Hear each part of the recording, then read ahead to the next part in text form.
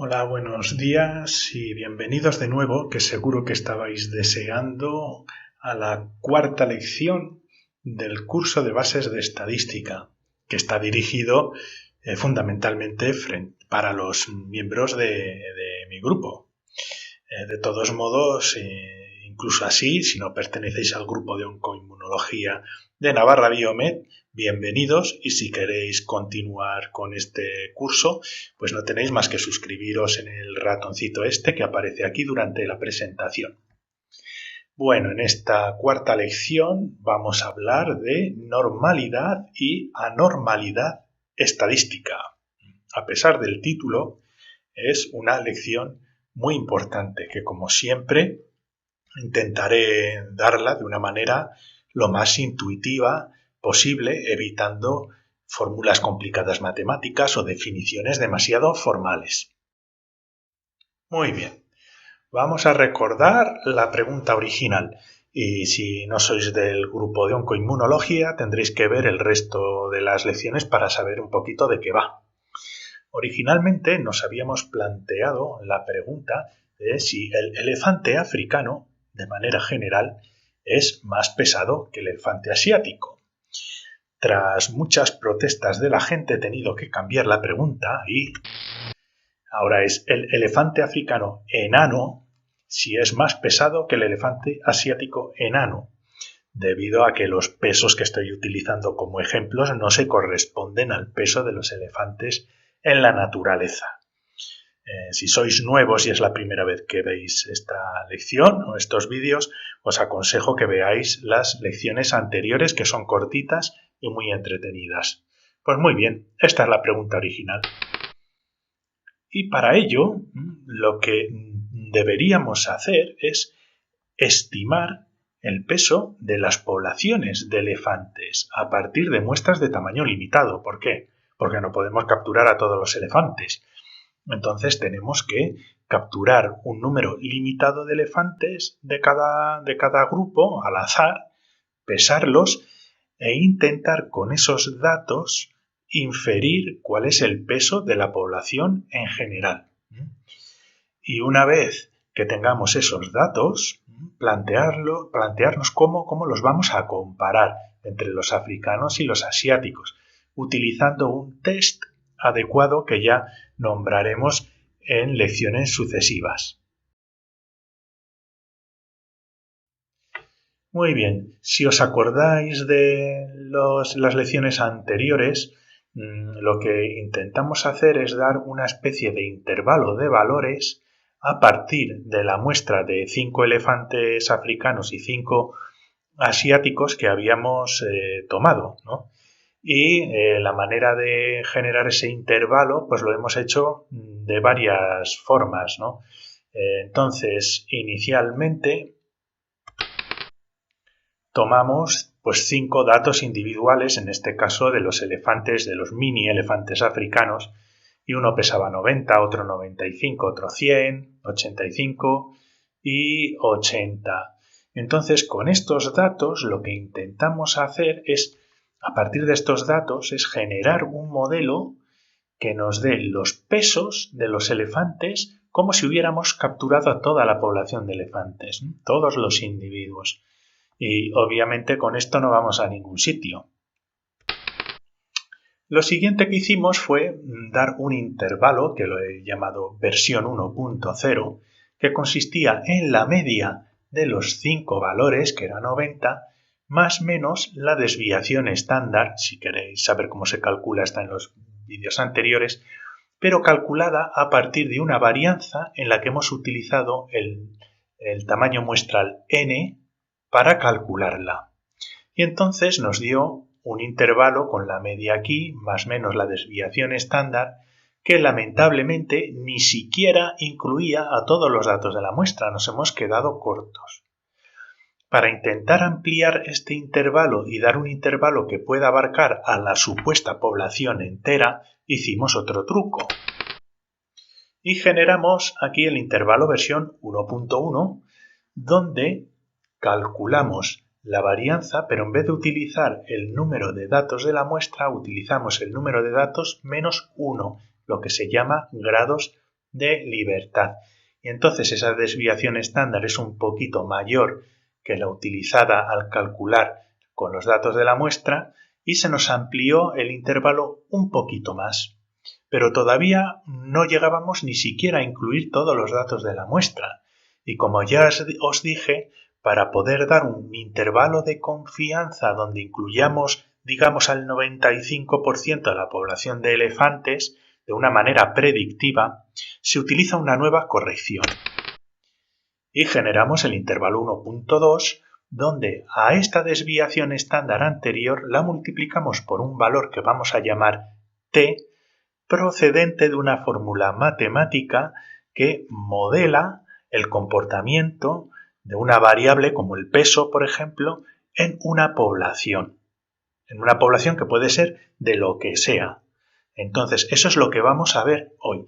Y ya introduciendo esta corrección, teníamos un intervalo que nos abarca todos los datos de la muestra y muy probablemente el 95% de los individuos de una población de elefantes si nos fiamos de los datos que hemos generado a partir de esta muestra, de la media, la varianza y la desviación estándar. ¿Qué es lo que queremos ver hoy? Hoy, más que interesados en el intervalo de valores, queremos ver cuál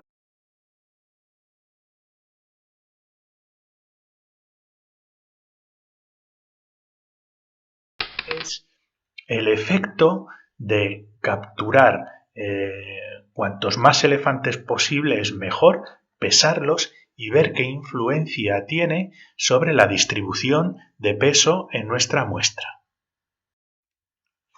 Bueno, pues vamos a ir capturando elefantes cada vez más en un número mayor, ¿no?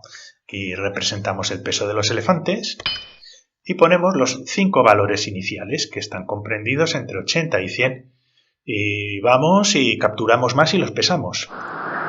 Y ahora, bueno, pues tenemos 2 elefantes aquí que pesan 85, otros 2 90, otro que se nos ha escapado un poquito y pesa 70. Seguimos incorporando. Y fijaos cómo empiezan a acumularse los valores en torno a la media y demuestra pues cierta simetría. Sigamos. Y continuamos. Y más. Y fijaos que se nos ha formado como una especie de montañita, una montaña simétrica alrededor de la media que ya habíamos calculado solo con 5 datos. Bien, si ahora capturamos todos los animales y todos los elefantes y los pesamos, con mucha probabilidad la frecuencia de los animales de cada peso, como veis el número de animales que hay aquí, se va a distribuir como una especie de campana, con la mayor parte de los animales comprendiendo entre un intervalo de pesos y después una minoría de ellos muy delgaditos o muy gorditos. Bien, cualquiera que vea esta curva se dará inmediatamente cuenta, bueno, que tenga experiencia en estos temas, que es una función. Esta curva se puede representar por una función exponencial. Y aquí arriba ponemos un x cuadrado que corresponde a los valores de peso que estamos introduciendo. Y además multiplicado por una constante k. Una función de este tipo nos va a dar una curva así, pero centrada en el valor de x igual a 0. Esto, si queremos simular el comportamiento de la población de los elefantes, necesitamos incorporar los valores de la media y la desviación, bueno, la varianza de la población dentro de esta fórmula para que se adapte a nuestros datos reales. ¿Y qué hacemos para ello? Bueno, en primer lugar, elegimos como un número exponencial e. ¿Por qué? Porque esta función es muy común en muchos temas de ciencia, no solo en biología, sino en física. Este tipo de curvas, por ejemplo, pues forman parte de las ecuaciones de onda en la física cuántica, y la curva de probabilidad del nivel de energía cero del oscilador armónico mecánico cuántico es idéntica a esto más o menos. Es decir, es una fórmula muy general que ocurre en la naturaleza y que responde a una distribución así. Seguimos modificándola. Bien, lo que hacemos, en vez de poner x cuadrado, ponemos x menos el peso medio al cuadrado para que nos coincida el máximo de la distribución en la población en la media que hemos calculado. ¿De acuerdo? Si ponemos aquí x90 menos 90 nos da 0 y entonces nos da el valor máximo en el punto 90. Si no os fiáis lo podéis hacer a mano o con algún programa. Y además esto le vamos a poner aquí una constante h que tendremos que determinar, no lo vamos a hacer aquí, os voy a decir qué es, y una constante k de normalización. ¿Qué significa la normalización? Que si nosotros queremos que esta curva represente una población, queremos hacer que todos los miembros que están por debajo de esta curva sumen un total del 100% o en probabilidad de 1. Entonces, esta constante se va a añadir para que el área debajo de toda esta curva sea siempre 1, independientemente de si estamos hablando de kilos de elefantes o de kilos de manzanas. Muy bien. ¿Qué factores tenemos que introducir entre estas constantes que tiene esta función para que nos describa la curva? Pues obviamente la varianza.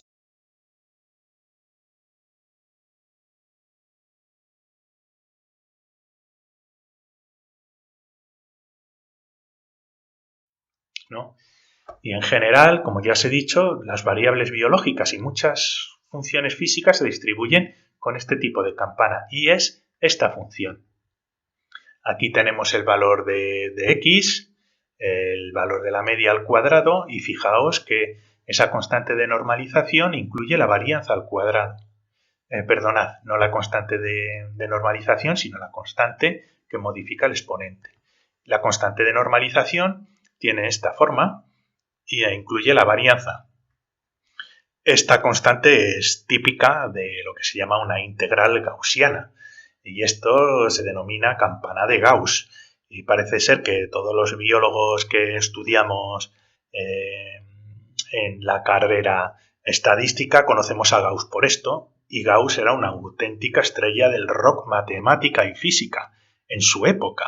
Era un auténtico genio e hizo un montón de cosas y esta es simplemente un pequeño ejemplo. La resolución de esta constante se realiza mediante una integral que se llama integral de Gauss, pero no nos vamos a meter con ello. A mí lo que me importa que aprendáis en esta lección es que podemos simular el comportamiento de una población entera de lo que sea a partir de unas pocas muestras, siempre y cuando tengamos la media, y la ponemos aquí, y la varianza, que la ponemos aquí y aquí. Y podemos reconstruir el comportamiento de una población que se distribuye de esta manera. Apliquemos la ecuación con los estadísticos descriptivos de nuestra captura de solo 5 elefantes. Fijaos, la media 90, la varianza 50, lo metemos todo aquí y nos queda que, de acuerdo con estos datos, podemos inferir que la población de elefantes africanos, su peso, se distribuye de esta manera. Pocos animales alrededor de 80 kilos, pocos alrededor de 100 y la mayor parte de ellos están comprendidos aquí, que justo nos abarca este intervalo que habíamos calculado con nuestra desviación estándar de más o menos 8, sin la corrección final. Podemos poner este intervalo aquí y en el centro plantamos la media. Entonces, con la media y la desviación estándar podemos inferir cómo es una población entera, pues de peso o un valor de hemoglobina o cosas de ese estilo. Este es el intervalo versión 1.2, que es el intervalo de confianza al 0.95 que habíamos calculado que incluía posiblemente la mayor parte de la población. Y si os fijáis, si lo ponemos aquí por debajo de la distribución de la población en forma de campana de Gauss, nos incluye casi todos los valores de peso que tiene el 95% de la población de elefantes que hemos inferido a partir de una pequeña muestra únicamente. Entonces, toda esta formulación y esta manera de calcular intervalos es muy potente. Variemos la varianza. Bueno, ¿qué efecto tiene variar la varianza en la fórmula? Pues que una varianza como esta, la S1, podemos colocarle aquí, nos da una campanita de distribución de esta manera. Una varianza más grande nos da unos valores mucho más distribuidos, más variación dentro de la población, pero seguimos manteniendo esa simetría de esta distribución de frecuencias, que en nuestro caso es una distribución del número de animales en cuanto al peso. Cuanto más variable, más aplanada la campana de Gauss. Y esta distribución se denomina distribución normal de la variable cuantitativa continua que estamos analizando. Básicamente la distribución normal del peso de animales, aunque puede ser cualquier cosa, un peso de aviones o cualquier cosa. La estadística que trabaja con variables que se distribuyen de esta manera se llama estadística paramétrica y tiene sus propios tests para comparar grupos. ¿De acuerdo? Esto es lo importante. Si sabemos que nuestra variable se distribuye así, entonces podemos utilizar tests paramétricos. ¿Y hay distribuciones anormales? Pues, digamos, no normales. Pues sí que las hay. Vamos a ver este ejemplo, por ejemplo. Estos 5 valores allí, bueno, con solo 5 valores incluso podríamos imaginarnos que es una distribución normal, como hemos hecho antes, así. Sigamos capturando bichos. Aquí se nos plantan los valores y un valor que se nos escapa. Y seguimos acumulando y fijaos qué distribución tan rara. Ya no es una distribución campana de Gauss, es una distribución donde se acumulan la mayor parte de los valores en una de las zonas y después de manera asintótica tenemos unas frecuencias en el número de animales, pues en este caso que van pesando más de 80 kilos, que disminuye progresivamente, pero no tenemos esta otra cola en la zona más baja. Es una distribución diferente, que también es muy común dentro de variables biológicas y de otras ramas de la naturaleza. Esta se llama una distribución chi cuadrado y es característica de la estadística no paramétrica. Entonces, cuando tenemos datos que no se distribuyen normalmente o que no tenemos la seguridad de que se distribuyan normalmente, podríamos utilizar tests de tipos no paramétricos.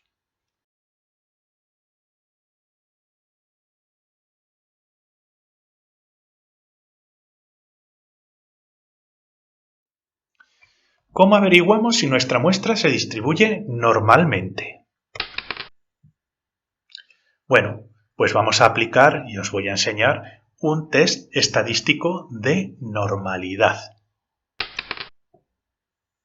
Y lo vamos a aplicar con nuestra muestra original de elefantes africanos, aunque tengo que avisar, lo apropiado sería tener al menos 10 datos por grupo.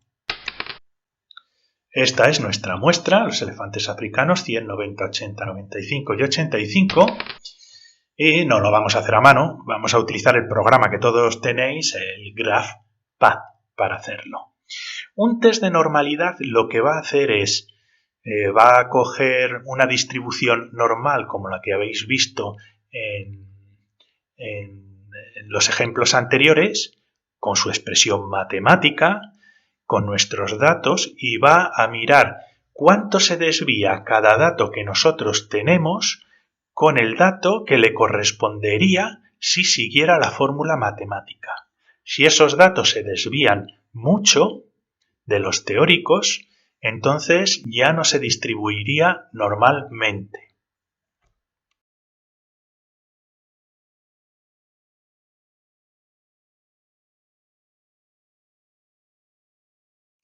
Bueno, introducimos los datos en el programa. Ya conocéis cómo funciona el programa, aquí peso de elefantes, y ponemos estos 5 datos.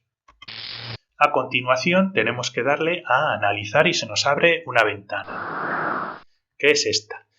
Y aquí tenéis un montón de cosas para ver, ¿no? No os fijéis en este que está seleccionado, yo creo que me sale de fábrica, ¿no? No, iros a los análisis XY y aquí tenéis que seleccionar los estadísticos de columna. Y le damos a OK y se nos abre otra ventana. Esta.